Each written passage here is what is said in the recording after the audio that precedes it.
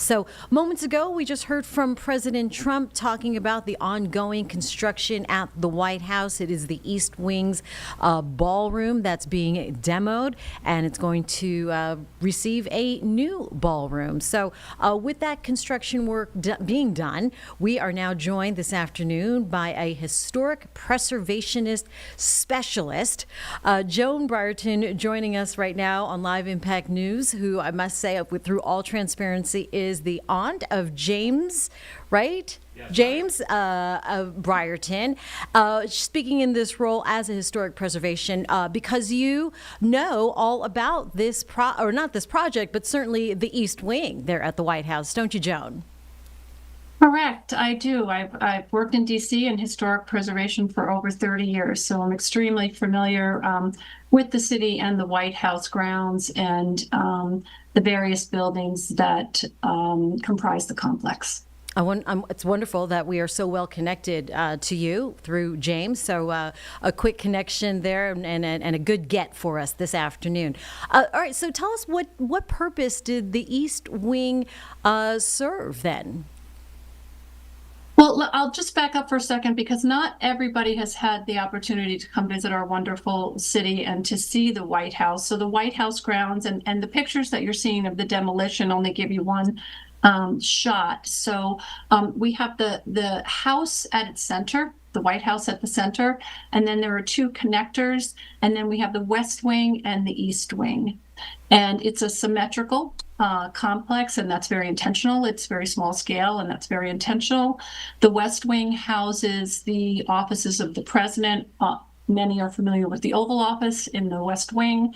And the East Wing was constructed during the Roosevelt administration to house the offices of the First Lady and her staff. Okay, all right, wonderful. So, I just lost ourselves picture. All right, so when was this built, Joan? The East Wing, which is in the process of being demolished, there was a very small East Wing to the White House built around at the turn of the century between 1900 and 1910. But the East Wing that you see today is Roosevelt endeavor, Roosevelt initiative in, I believe, 1942. And as I mentioned, the East Wing was largely to house the offices of the First Lady and her staff.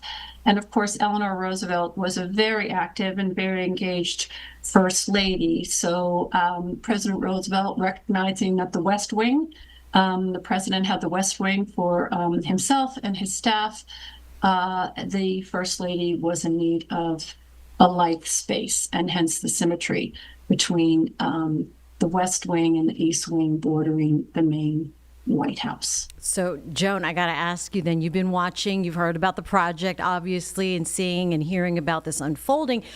What is your reaction then, having all of this knowledge and knowing the history of such an iconic area of the White House, the demolition equipment arriving on scene? What is your reaction here? What did your gut tell you?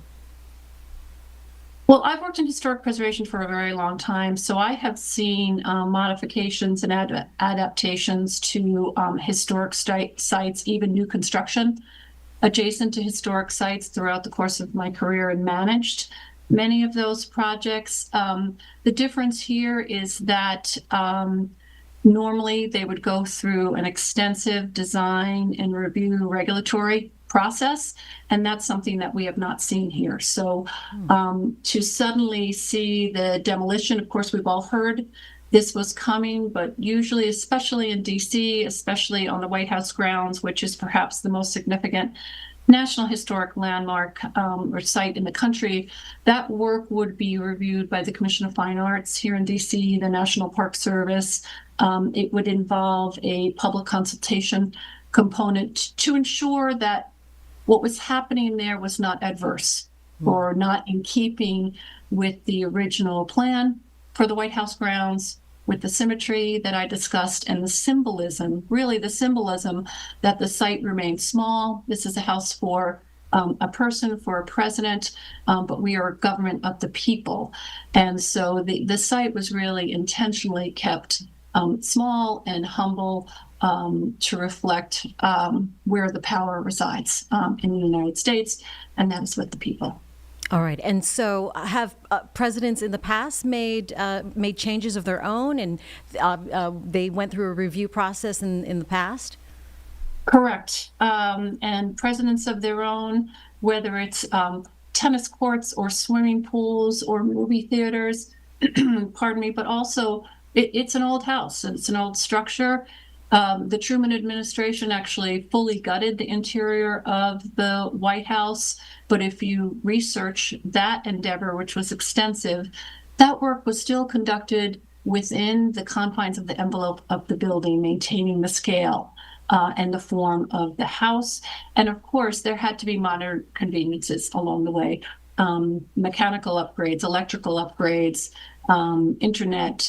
So it's a very modern complex. And yes, they would go, even if it's a conversion of a basketball court or a tennis court, the proposals for changes to the White House grounds would have been reviewed out of respect for the significance of the site. Understood.